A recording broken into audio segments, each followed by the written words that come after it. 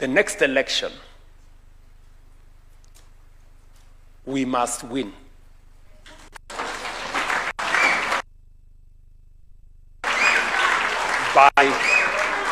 By God's grace, we must win the next election. Inshallah, we must, where the people of Kenya can speak about their development issues and how we are going to have a charter that mandates every government to make sure that they deliver on that development charter.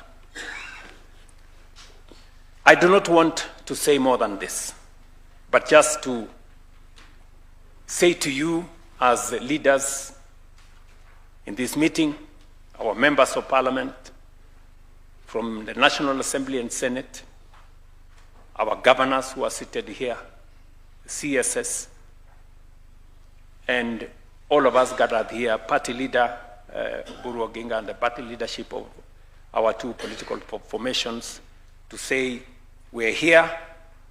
Destiny has chosen that we are the team that will see our nation unlock the potential that has always been in our country. And I am very, very confident about the future of Kenya. I am very, very confident about the future of this nation. Listen, fellow leaders, we have what it takes. This team has what it takes to take this country in the next 20, 25 years to a first world country. I did engage the Honorable Raila Odinga immediately after the election.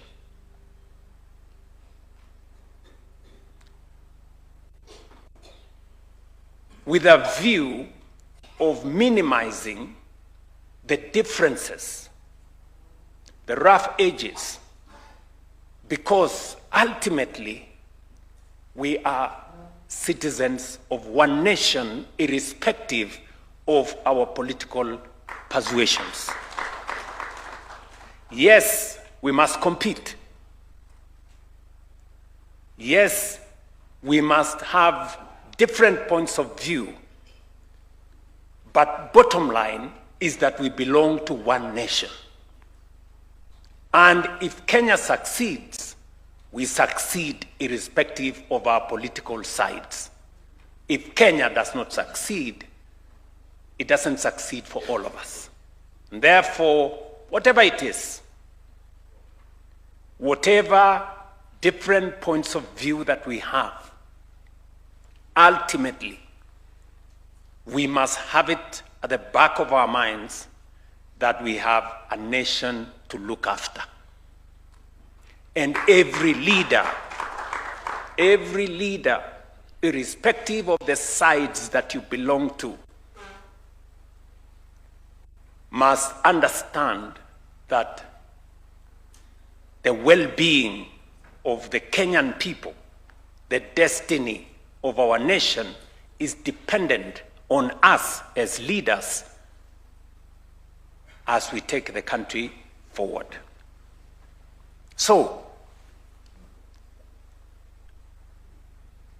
we went to compete. And if you look at our manifesto as Kenya Kwanza, and you look at the manifesto of the then Azimio, you will find that there are areas of convergence.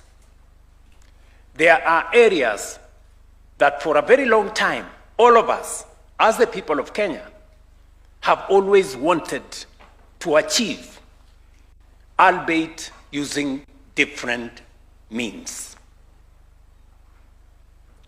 And it is the reason why I did ask the Kenya Kwanza team, and I know they are sitting here and they remember.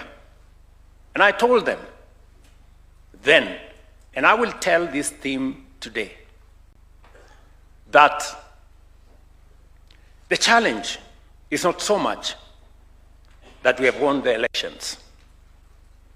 It is not even that we have a manifesto upon which we had discussed in many fora with the people of Kenya.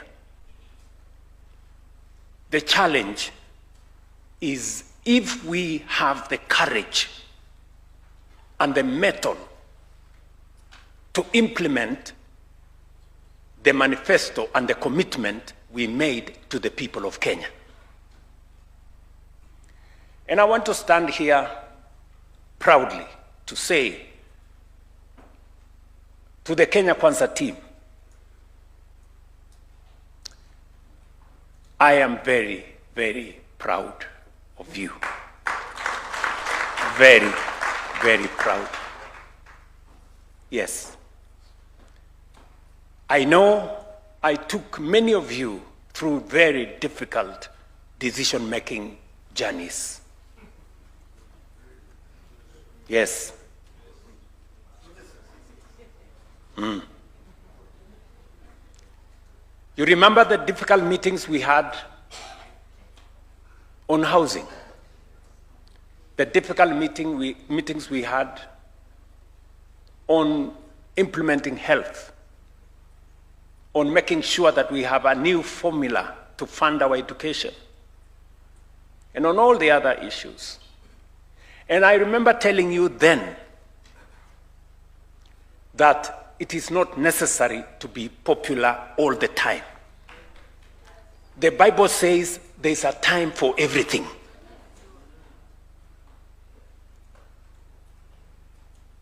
Today, we have a track record that is second to none. Yes. And I must say this of our friends and brothers in ODM. When it was time to discuss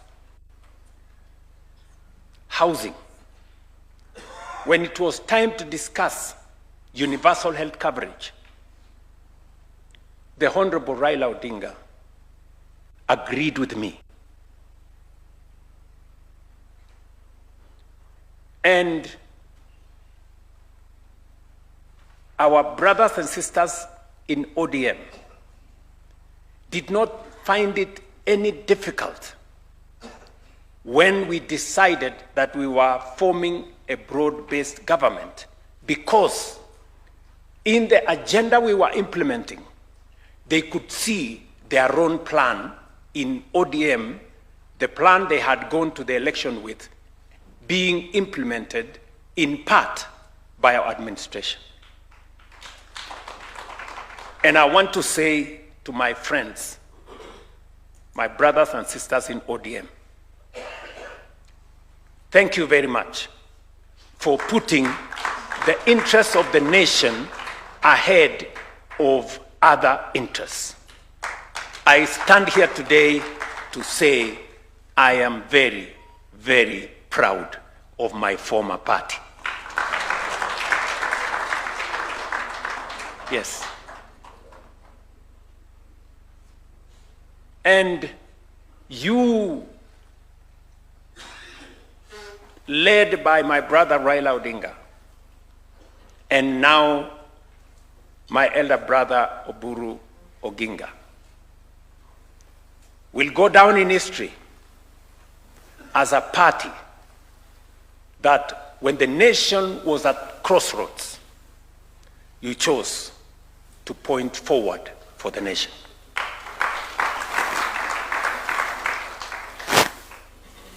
And that is why this meeting is very consequential.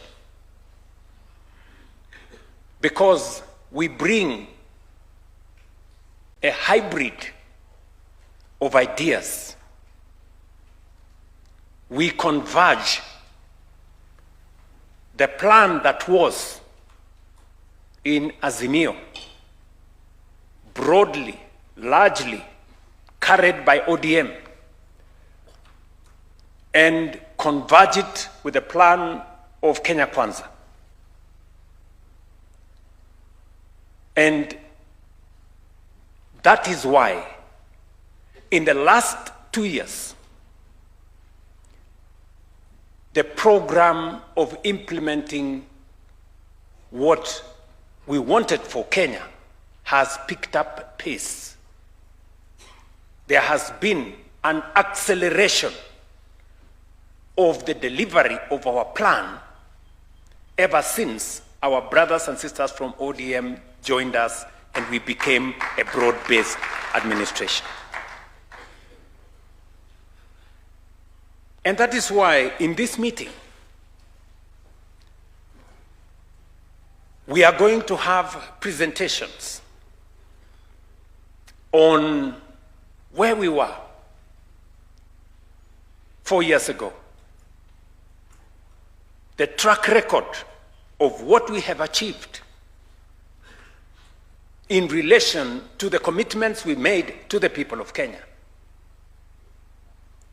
And we are also going to agree together on not just what we have achieved, but what is achievable and what we can do together in the next 1 year, and by God's grace, in the next 5 years and into the future. So this meeting, and I am I'm a very proud person, yes, because it is very rare to be a leader of a team as big, as committed as the one we have in this room today.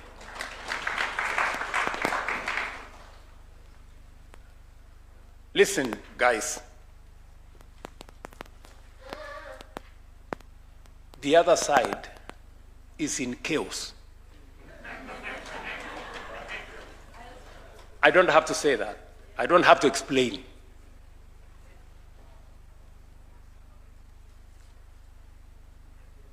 Yeah? So, as we meet here today,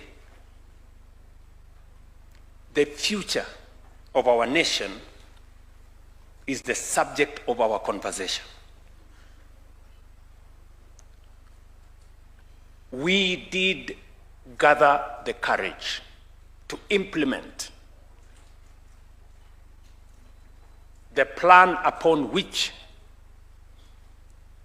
we were elected, and subsequently we joined together as a broad-based family. It was not difficult for John Mbadi here when he went to Treasury. It was not difficult for him to understand and to explain what we were doing. And he has done it better than any other person.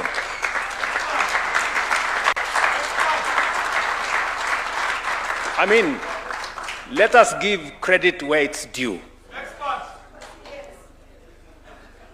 Honestly.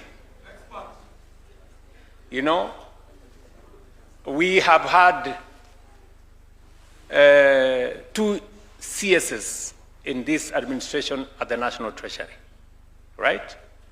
You all agree, either by virtue of him being a former member of parliament, either because he understands the nuances of politics and public engagement.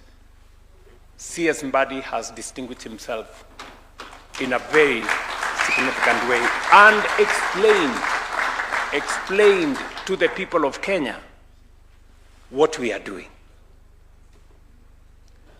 And so has every CS. I must congratulate all of them. Under very difficult circumstances, you know, especially those of us who are not members of parliament, I know it may not be easy, who are not former members of parliament, to navigate the public space. And so, what am I trying to say? Listen, good people. We have done exceptionally well on matters to do with agriculture. And we will get an explanation of what we have achieved.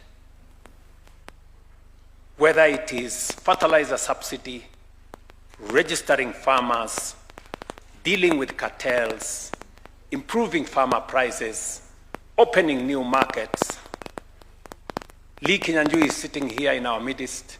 We've had conversations. He's led the way. We've gone to China. We've gone to many places to open new markets.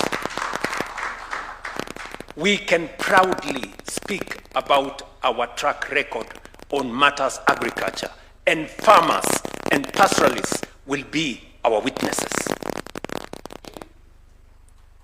We have transformed the education space.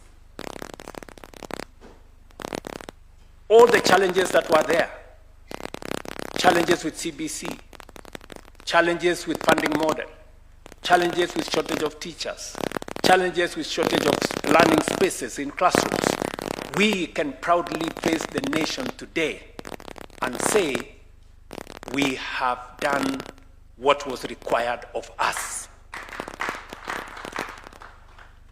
More learning spaces, more teachers, a proper competence-based structure now, and a new funding model that is saving our universities and making sure that all students are in class. We have done what we have always wanted to do as a nation on universal health coverage. Whether it is the numbers of citizens that are enrolled, the numbers of citizens that are treated, the amounts of money we are paid to hospital facilities. My good friends, governors are here in our midst. They will bear witness that health facilities in very remote places, today they receive money from Social Health Authority and money they have never seen in years. They've never seen that kind of money.